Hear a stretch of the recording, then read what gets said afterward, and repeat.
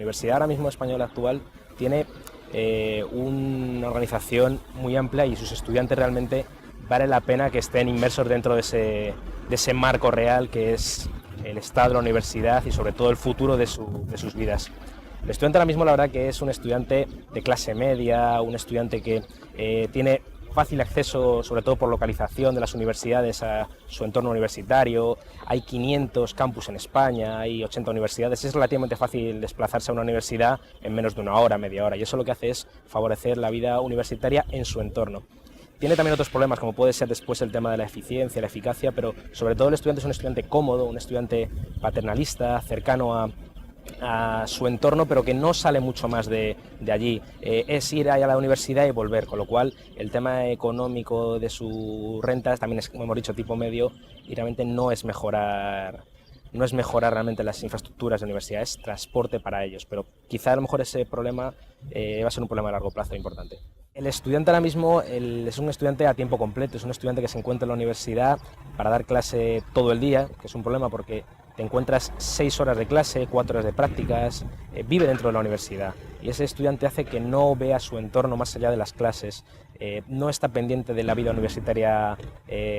paralela que tiene, no está cercano a lo que es las actividades que se le ofrecen, la ciudad en la cual la acoge no es una ciudad en la cual tenga demasiada relación, con lo cual es un estudiante muy lejano a esa universidad. Se siente parte de ella misma, pero es lejano y son las principales virtudes que habría que conseguir de cara al futuro. La verdad que otra de las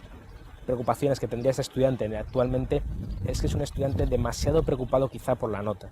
Es un estudiante demasiado preocupado a lo mejor en quiero el aprobado. No busca esa excelencia, no busca esa calidad. Excepciones hay, que son la búsqueda de las becas, pero es un estudiante que va a aprobar, pero va a aprobar porque desconoce lo que va a tener el día de mañana cuando salga y sea egresado de la universidad. Por ello realmente es un estudiante poco informado, es un estudiante que le hace falta tener más acceso a la información desde antes incluso de conseguir ese acceso a la universidad. El bachillerato debe ser una canalización de esa vida universitaria y no al revés, que la universidad sea una continuación de ese bachillerato. La verdad que el grado de alguna forma va a alargar esa vida universitaria y va a poder favorecer que el estudiante se vincule más. Pero realmente ese estudiante ahora mismo hay que cambiar la percepción de esa comodidad, esa cercanía a su entorno y conseguir que sea un estudiante global, un estudiante pensando más en el día de mañana que en el día a día, el aprobado, el apunte, que quizás sea la mayor de las lacras que tiene ese estudiante ahora mismo que no considera esa universidad como parte suya, siendo parte de ella, pero no se vincula ni con ella ni con su entorno. Luego también es importante pensar que la importancia que tiene la familia dentro del estudiante es clave para entender ello. El estudiante en España es una persona muy apegada a su hogar familiar, es una persona apegada sobre todo a ese núcleo, a su familia, y le cuesta mucho dar el salto de salir de casa porque hay esa concepción de compra, esa concepción de mi espacio propio, que quizás salvo necesidades en titulaciones específicas no saltan a un sitio en alquiler, no saltan a compartir casa o definitivamente a irse a buscarse la vida, con lo cual es el estudiante cercano a un entorno propio, cercano a su lugar de residencia, cercano a su familia y con generalmente poca amplitud de miras, salvo casos excepcionales o gente que ha sido generalmente muy bien informada de antemano, que sabe que la universidad no es un fin, es un paso, pero luego hay algo más.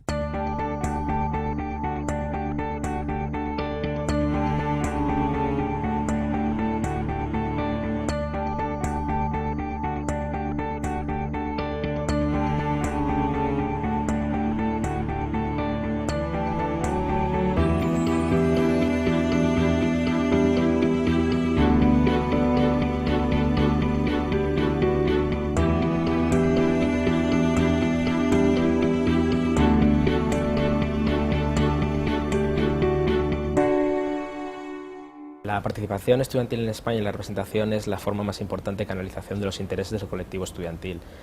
La forma de organizarse es pareja y es independiente y es, por lo menos de alguna forma, es distinta según cada lugar de España.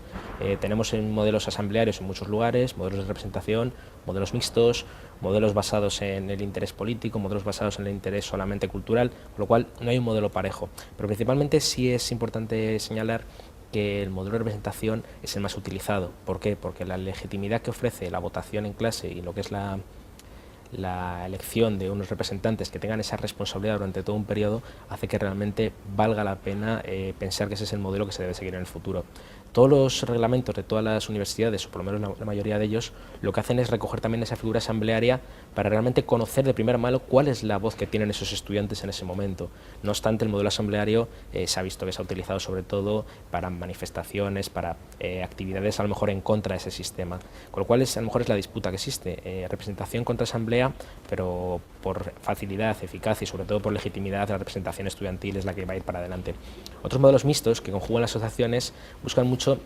que los estudiantes estén plenamente representados también en las áreas culturales y que todos los estudiantes, según su afinidad o según sus intereses, se vean envueltos en un modelo participativo de la universidad, que en el fondo también es muy válido. Universidades como Salamanca son las principales en ello y realmente es otro modelo válido perfectamente. Las universidades más del entorno mediterráneo, catalanas, están más influenciadas por la vertiente política y realmente tienen intereses más centrados a lo mejor en canalizar que esos líderes estudiantiles sean líderes futuros de la sociedad. Por ello, todos los modelos son válidos, pero el objetivo principal es la búsqueda de que los intereses del estudiante sean perfectamente legitimados y llevados a cabo en las mesas que sea necesario.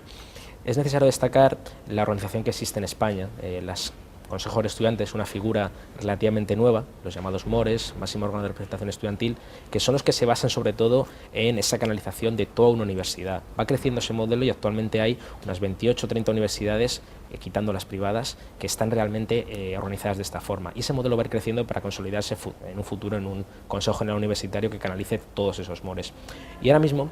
la CREUP, la Coordinadora de Representantes Nacional, lo que hace es canalizar esa acción. Es una asociación de amplia implementación dentro de España y que realmente canaliza esas inquietudes y es la que es la principal negociadora en todos los estamentos universitarios generales. Su legitimidad está fuera de toda duda, ya que es el 80% de estudiantes universitarios de España y realmente es la puerta que tiene un estudiante para presentar sus demandas ante un ministerio, ante una Unión Europea o ante una sociedad. Luego tenemos por encima lo que es la ESU, la antigua SIB, la European Student Union, y es muy importante saber que hay una organización a nivel europea que está detrás de esos intereses, sobre todo junto a lo que es el Bolonia, ese sistema de Bolonia que se ha implementado en estos últimos años. La pena a lo mejor que puede tener todo ello, este sistema, es que de lo que se está hablando a lo mejor en la Erasmus Student Union a lo que está hablándose ahora mismo, incluso las delegaciones, facultades y consejos de estudiantes, dista mucho de lo que es una unidad. En España ahora mismo estamos tratando sobre si Bolonia sí, Bolonia no, cosa que yo creo que es un debate que ha pasado hace unos años y que se nos ha ido de la mano. Pero realmente en Europa está hablando de otras temáticas totalmente distintas y que son las que realmente son las que aboga una estrategia para la universidad en los próximos años, 5 o 10 años que vaya así. Luego, también es importante señalar que esa organización que tiene a nivel político, de alguna forma, los consejos de estudiantes, no solamente se centra en lo que es la representación vertical. Esos consejos tienen una realmente vida dentro de esas universidades, vida dentro de lo que es cada una de sus propios centros, y hace que sea un sistema muy piramidal, pero realmente con una amplia base que realmente legitima tanto las acciones como las actividades, como todo tipo de demandas. Las demandas pueden ser desde un encuentro que puede ser desde la creación de las orlas de clase, las graduaciones, hasta grandes problemas como puede ser transporte, vivienda, becas, con lo cual todo está incluido dentro del sistema. No obstante, sí es cierto que según vas avanzando en la profesionalización de los representantes, se está perdiendo ese contacto con la base, que es lo que han demandado muchas veces las asambleas. La representación estudiantil debe seguir creciendo. Y digo debe seguir creciendo porque es el que ha impulsado realmente las votaciones y la legitimidad del resto de la universidad. Es decir, la universidad realmente recoge que los estudiantes son parte de ella cada vez más. Sobre todo en la última década se ha visto que el estudiante es parte clave en el sistema, pero parte clave en el sistema que debe crecer más. No solamente por una llamada de ENCUA, una llamada de la Unión Europea debe estar ahí, sino debe permanecer y debe estar en todas las decisiones. ¿Por qué?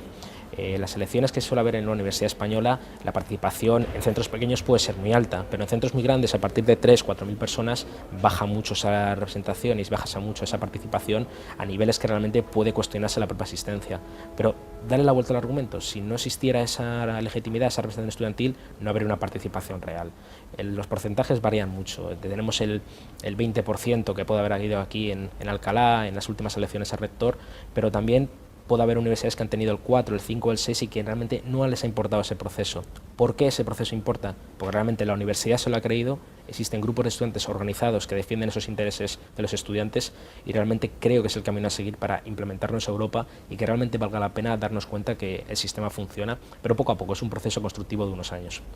El sistema social que tienen las delegaciones de estudiantes es también clave señalarlo, y tiene también clave señalar ese impacto que tiene la universidad en ellos. Nosotros pensamos que tenemos que ser responsables de los actos que estamos haciendo. Una decisión nuestra que tomamos a lo mejor en una clase redunda en nuestra clase y no sale de ahí. En un consejo de estudiantes redunda en toda una universidad que puede tener entre 20, 80.000, 100.000 estudiantes en las más elevadas. Pero ¿por qué no pensar que una decisión que tenemos tanto en una CREU o en una reunión, una sesión ministerial, puede provocar decisiones de amplio calado social y que sea necesario cuestionarse con mucha serenidad? Uno de los problemas principales que estamos viendo es no la falta de consenso, que en el fondo las decisiones se toman consensuadamente, pero sí la falta de reflexión y de estudio crítico previo de todas las decisiones. Por ello, de esa separación que existe entre la base y la pirámide, y que realmente no es necesario cuestionar, pero sí es necesario que los representantes estudiantiles trabajen sobre todo para conocer cuáles son esas demandas reales del estudiantado. No hacer solamente que van allí, sino provocar que hayan voces discordantes y voces de base para conocer cuáles son los intereses reales. Solamente sin eso será imposible hacerlo. Las asambleas en este caso no, porque a veces ver a una persona, otra no. Esa legitimidad, unido al escuchar las voces reales, son lo que va a dar que socialmente el sistema esté buenamente representado. Todo lo que es el estudiante en la universidad se ha canalizado de forma escrita lo que es el Estatuto del Estudiante. El Estatuto del Estudiante ha sido últimamente presentado, recogido y analizado por grandes colectivos estudiantiles, no solamente la CREU, sino otras asociaciones, y con colectivos distintos, pero que se han abierto para conseguir un consenso. Ha sido un periodo duro de 4 años, un periodo realmente necesario donde el debate se ha fluido entre todos los entes, se ha consensuado incluso con rectores, con comunidades autónomas y con el propio estudiantado, pero realmente teniendo dos partes bien diferenciadas. La primera de ellas, que es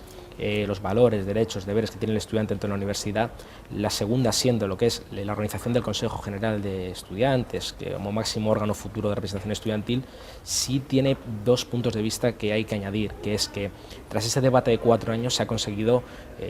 un documento real que va a canalizar todo lo que va a ser la figura del estudiante en los próximos años. Pero también es cierto que muchas veces hemos hablado demasiado sobre cuál va a ser la organización de ese consejo futuro, pero no hemos hablado realmente de figuras como puede ser, o no se ha recogido el estudiante a tiempo parcial, no se ha recogido nuevas formas y nuevos derechos que se pueden adquirir en el futuro, y se ha hablado mucho más del quién es quién que de lo que va a haber el futuro. Esa es una de mis mayores preocupaciones, y yo creo y soy optimista que en el futuro conseguiremos que ese estatuto se implemente en la universidad. Tendré recelos porque ese estatuto en el fondo lo que es una imposición dentro de la universidad sobre qué es el estudiante, y al principio seguramente habrá problemas con profesorado y habrá problemas con los estamentos que lo vean con el recelo anterior de decir que el estudiante no debe estar ahí, pero en el fondo es un proceso irreversible la representación estudiantil, es un proceso amplio, es un proceso que va a crecer según pase el tiempo por la propia dinámica. El estudiante debe estar allí porque recibe esa calidad docente, recibe muchas cosas, y sobre todo lo que recibe es una presencia universitaria que debe estar ahí vinculándose. Yo no entiendo una universidad sin el estudiante, y la universidad no debe entenderla sin nosotros, con lo cual son dos palabras paralelas y que deben estar continuamente una a la otra. El Consejo de Estudiantes Universitario va a ser una figura que va a ser necesario implantar en el próximo año o 2 años, según se ha prometido, pero que realmente tendrá dificultades debido a la unión que puede tener cuáles son los representantes de unas universidades las cuales todavía no tienen un máximo de representación estudiantil, que se vincula con asociaciones que a lo mejor puede tener una serie de intereses distintos, y otras las instituciones, órganos ministeriales y personas de confianza. Puede haber problemas, pero en el fondo lo que se plantea es que esa universidad quede reflejada dentro de lo que es ese consejo, y a lo mejor los pequeños problemas que existen al principio de organizar colectivos dispares pueden llegar después a unirse en una buena figura que pueda debatirse. Problemas que puede llegar a politizarse, puede llegar a tener otros intereses más que el estudiantado, y a lo mejor que esa figura del Consejo de Estudiantes no es la misma que está en Europa, que en Europa dejan libertad al estudiante para debatir, mientras en España se pone la figura ministerial, cosa que de alguna forma a los compañeros europeos les llamará la atención soberanamente, porque no es lo que prima sobre todo en el entorno europeo. El estudiante, la verdad, que siente su universidad como algo que va a estar dentro de sí durante toda su vida, pero no tanto como lo que va a estar haciendo, sino que es un título que va a colgar en la pared con un logotipo de la universidad. Podría participar más en la universidad, pero eso viene dado por la propia organización que tiene. El estudiante, como he comentado antes, tiene su campus o su universidad al lado de casa, va a esa academia llamada universidad, a veces no va,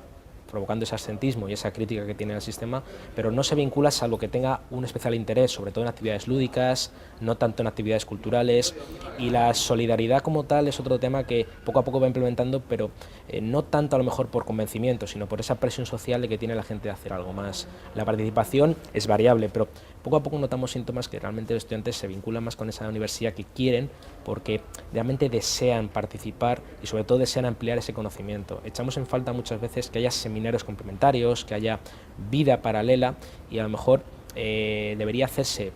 franjas horarias y espacios para que realmente el estudiante pueda fomentar y conocerse a sí mismo y ver cuáles son las necesidades que tiene la universidad. Sin esas franjas horarias o espacios libres no llegaríamos a nada. Hay demasiadas a lo mejor clases por el plan de estudios que vamos dejando atrás y todavía eso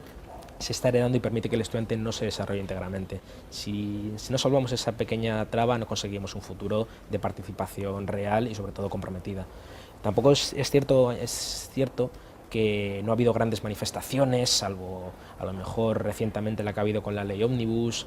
con la que ha habido hace 2 años con el tema de Bolonia, pero no ha habido grandes movimientos porque no ha habido ese calado social de creer que esos problemas los tiene encima. El estudiante no se cree esos problemas que le ponen en televisión porque él sigue viendo su clase, su profesor, su entorno y no ve esos grandes cambios, con lo cual no ha habido movilizaciones en masa como pudo haber hace unas décadas, hace unos años, porque no ha habido esa necesidad social. ¿La habrá? Sinceramente creo que no, porque la situación económica vinculada hace unos años no es la misma que la existente y los problemas que en el fondo a la gente le interesa ese título después, percepción que hay que cambiar y que yo creo que es negativa de cara a la visión que tiene la sociedad del estudiantado sobre alguna persona que ocupa un asiento. Va a cambiar poco a poco. La participación estudiantil tiene 2 puntos de vista desde la propia universidad. La primera, como siendo negativos esos pequeños aprendices de políticos, los cuales están ahí por alguna razón, y luego la gente que realmente tiene una vocación, tiene una voluntad de compañerismo y que realmente creen que pueden cambiar las cosas. La primera la vamos a desechar porque no tiene ningún sentido hablar de segundas intenciones cuando es gente que está dedicando su tiempo. Hay cientos y miles de personas que están detrás ahí sustentando una participación estudiantil que sin ella se caería todo el sistema. Pero el reconocimiento más que el social y sobre todo más allá de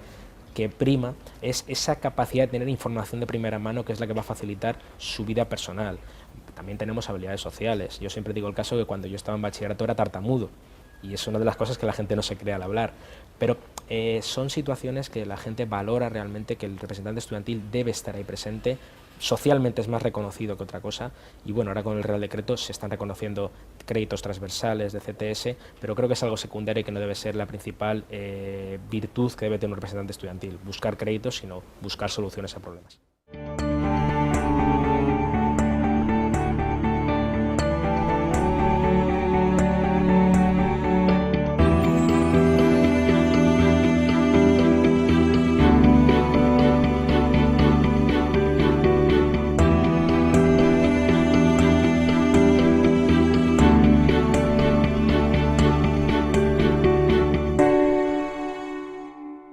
La metodología de dar clase en España está muy basada en lo que es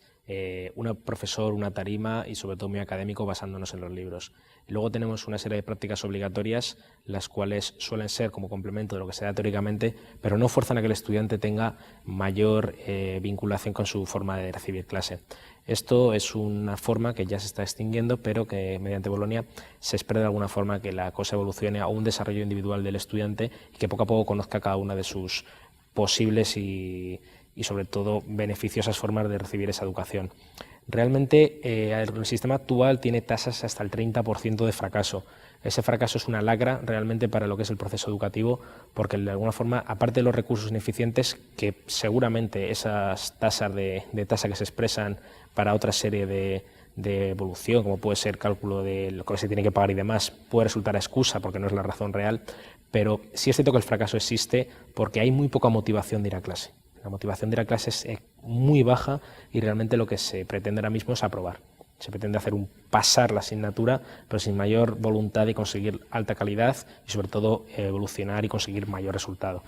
Realmente la comparación con Europa es brutal. Europa como tal tiene unas tasas de permanencia, tiene unas permanencias mucho más estrictas que podemos tener en España y eso de alguna forma hace que los indicadores que tengamos sean claramente negativos. ¿Cuál es la evolución de esto? Seguramente sea el hecho que el estudiante vea motivación por la universidad, cosa que hasta ahora no se está teniendo. Esa motivación realmente viene de que pueda descubrir ese aprendizaje futuro y pueda tener un valor añadido a esa educación que hasta ahora no lo tiene. Realmente el hecho de tener éxito puede resultar pues simplemente una mayor dedicación por todas las partes, que el estudiante se crea en un futuro que debe estar en clase, no tantas horas como ahora, pero sí realmente las necesarias para conseguir una formación futura de calidad y él pueda descubrir ese conocimiento posterior, y también el profesor que dedique ese exceso de tiempo, lo dedique a perfeccionar los materiales, a ofrecer salidas reales al estudiante para canalizar esa información que él desea y sobre todo para poner al estudiante y al profesor a un mismo nivel, que lo que permita realmente es que un proceso educativo sea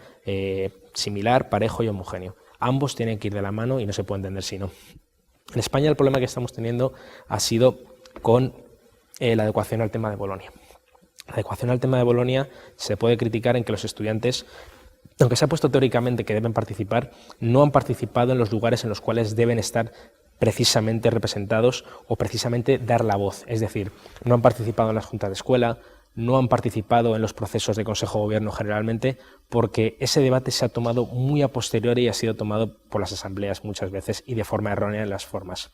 El estudiante no ha tenido cómo organizar ese plan de estudios y esas voces debido a esa minoría se ha dejado, de alguna forma, sin tener una relación directa con lo que realmente quiere el estudiante. Esas voces se han escuchado en los mínimos casos en universidades concretas, pero en líneas generales se ha hecho un proceso en las juntas de escuelas sin contar con el estudiante. Luego, también es necesario destacar que ese movimiento que ha habido en contra se ha tomado muchas veces por ese desconocimiento de lo que es Bolonia. Es decir, Bolonia como tal, se han dicho públicamente muchas mentiras, se han dicho muchas distorsiones de la realidad, se ha hablado de la mercantilización, se ha hablado de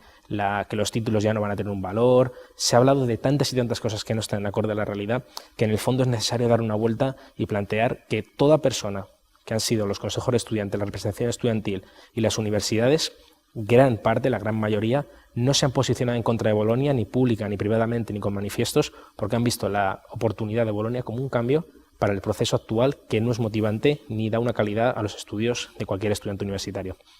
Realmente, ¿por qué no ha habido ese posicionamiento en contra? Porque es que no ha existido argumentos en contra para decir que la Universidad Española tenga que cambiar a otro lugar, a otro sistema que sea el europeo, el cual está involucrándose poco a poco en el sistema económico y laboral. Pero realmente el sistema de Bolonia no es la panacea.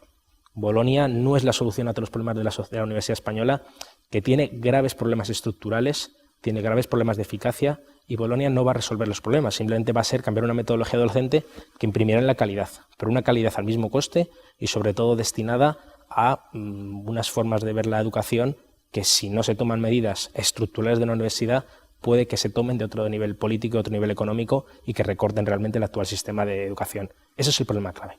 Respecto al nivel de la calidad de la educación española, me gustaría hacer 3 reflexiones. La primera de ellas es la competencia lingüística. Realmente el nivel de los idiomas extranjeros que tenemos los españoles realmente es muy escaso y nos cuesta mucho salir al exterior, tanto a nivel de conseguir prácticas, becas o cualquier tipo de desplazamiento. El programa Erasmus sí debe potenciarse porque es la única puerta que podemos tener los estudiantes españoles de conseguir que tengamos una puerta abierta a Europa y al extranjero para conseguir realmente una habilidad que no tenemos y que nos está demandando la sociedad europea. En segundo lugar, la calidad.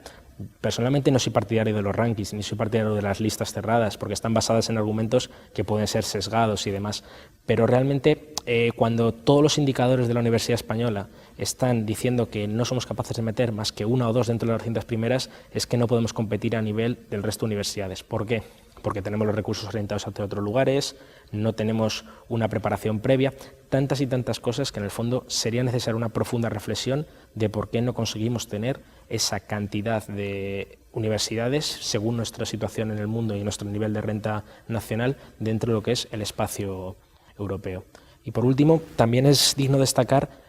la inversión que realiza el Estado dentro de lo que es la educación superior. Que la media que se está dando en España está entre en torno del 1 o del 1,5% sobre el Producto Interior Bruto dentro de lo que es la educación, mientras en otros países del entorno de la OCDE, de la UE 25 o 27, el porcentaje es más elevado, casi llegando al 3%, y esa calidad va a repercutir esos ingresos repercuten en toda la calidad que tenga el profesorado, los medios, el estudiantado y sobre todo recursos disponibles para que puedan invertirse directamente dentro de la universidad. Pero ojo, tiene que estar añadido con reformas estructurales que la universidad sea más eficaz y tenga más calidad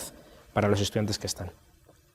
La convocatoria de Campus de Excelencia está provocando de alguna forma que las universidades tengan que reciclarse y reinventarse a sí mismas. Por ello que haya universidades que tengan que conseguir ese sello para de alguna forma tener ese valor añadido. Es una forma de ver que la universidad debe avanzar para adelante. No obstante, las críticas están viniendo porque las universidades no son capaces en el futuro de obtener una relación real con el mercado, tampoco son capaces de obtener más valor añadido porque se encuentran que están compitiendo en zonas geográficas muy similares y muy cercanas y realmente, en el fondo, ¿qué universidad se va a quedar fuera de ese mercado? Es decir, el estudiante, partiendo de la base que en general no conoce ese campus de excelencia y es extraño y ajeno a lo que se está discutiendo, el representante sí conoce que eso puede ser una ventaja para su universidad si es capaz de enfocarlo bien, pero en cambio puede ser como algo más que tenga el resto de universidades. Realmente ni se conoce realmente y tampoco se están orientando correctamente los recursos de cara al año 2020 a conseguir que las tasas de rendimiento académico sean más elevadas, porque se va a conseguir que los mismos recursos vayan destinados a áreas en concreto, pero realmente no se está haciendo una decisión. 17, 15 universidades con campus de excelencia no son significativas porque hay países incluso en el resto de Europa que solamente tienen 10 universidades en todo el país y no se está haciendo un reparto de los recursos equitativo. Debería incidirse mucho más en buscar más concretamente la calidad en ciertas especialidades y no solamente el hecho de dar sellos de por sí, porque es un valor que en el fondo dentro de un par de años va a tener todas las universidades y no es ese valor añadido que busca, yo creo, la estrategia 2020.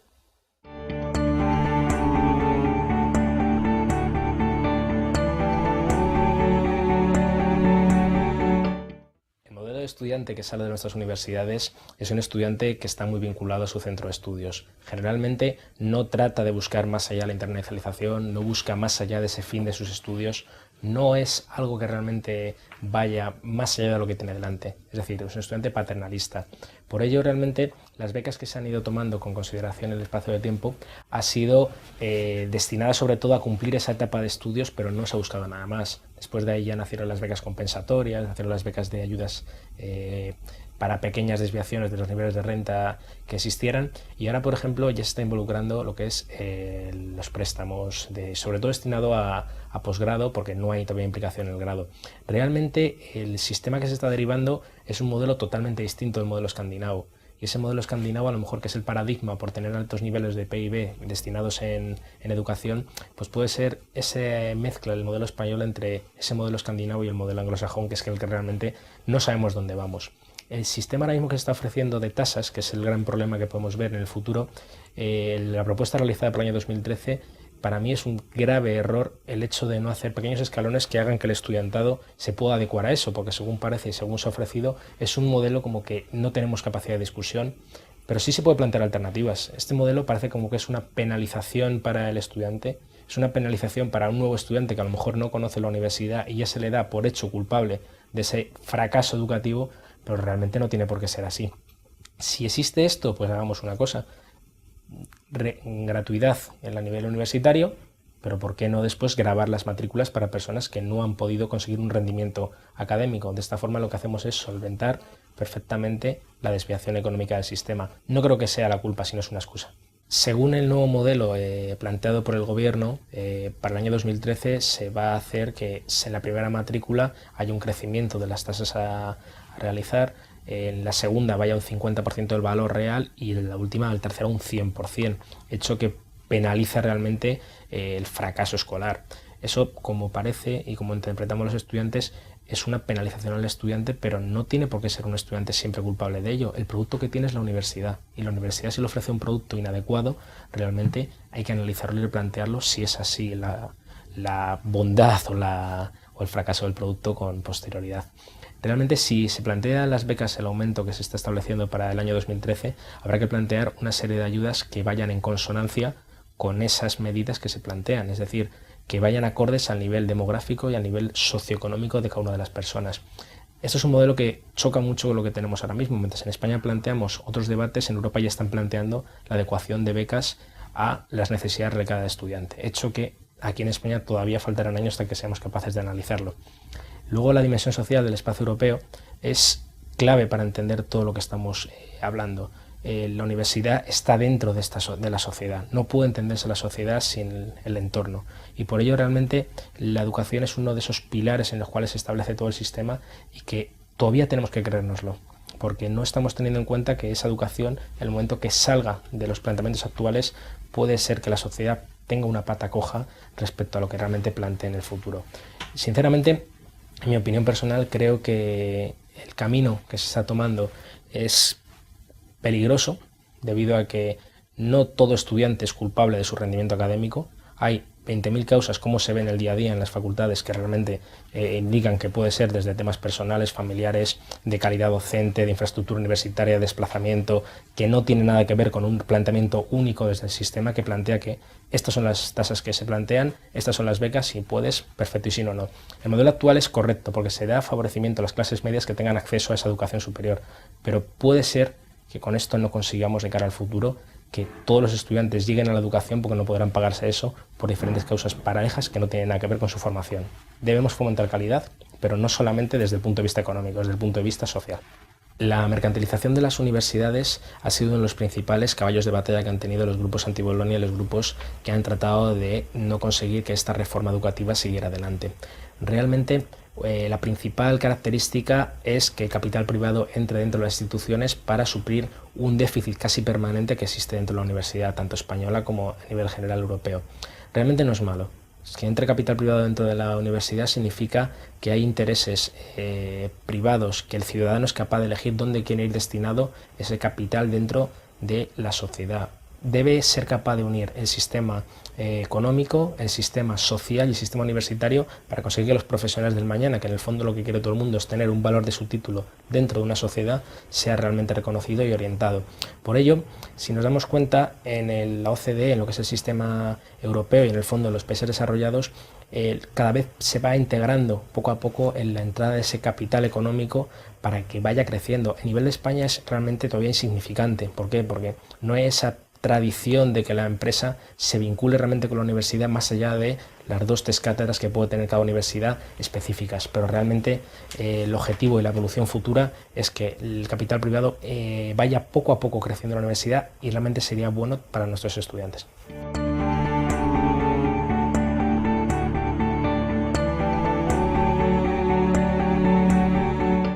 Realmente la participación de los estudiantes es muy necesaria en todo el proceso de implementación de cualquier tipo de cambio en la universidad. El estudiante debe ser partícipe, poco a poco va cambiándose el tabú de que el estudiante es la persona de enfrente, y la forma que debe de involucrarse es participando dentro de las decisiones de la universidad, no solamente a nivel de ir en clase y conocer las cosas, sino poco a poco saber que la universidad debe ser un elemento transparente, debe ser un elemento realmente público para que todo el mundo conozca qué se está haciendo, y de cara al futuro que haya una identidad entre estudiantes, sistema, universidad. Es decir, que la universidad no sea como ese punto de inflexión, sino sea una parte más de la vida de cada persona que pueda entrar y salir para ser parte de ella, pueda entrar, pueda salir, tenga conocimiento realmente de que es algo necesario en la sociedad y debe ser parte de ella. Los 4 retos que debe tener lo que es el estudiantado y la universidad de cara a una década, a la estrategia 2020, son, pues, de alguna forma aquellos en los cuales sea la universidad un centro de encuentro. El primero de ellos es que la universidad sea capaz de abrir sus puertas a la sociedad realmente y pues sea capaz de entenderse con todo tipo de agentes sociales y económicos. El segundo de ellos, que podamos tener la conciencia de que en la universidad se persigue la calidad y la excelencia. El tercero de ellos es que realmente hay una eficacia en las estructuras. Es decir, no se puede pensar en un cada vez mayor y masificado sistema universitario a nivel de estructuras si no conseguimos realmente conseguir el objetivo de poner estudiantes en la mejor disposición en el mercado. Y el cuarto de ellos es realmente la aceptación social. La aceptación social, todavía la universidad se ve como otra serie de elementos externos, como algo que no forma parte de ese entorno. Y si no conseguimos que esa universidad sea parte de conocer realmente, estar en esas posiciones clave dentro de la sociedad, que es el inicio de la vida laboral, reciclaje, centro de debate, de discusión, sitio crítico, pues vamos a ver todavía esto como sitio externo y no vamos a adecuarnos a Europa, realmente que vamos a ver que tenemos gran necesidad de adecuarnos a ellos, simplemente uniendo estructuras, la universidad y la sociedad y la universidad en el proceso del año 2020.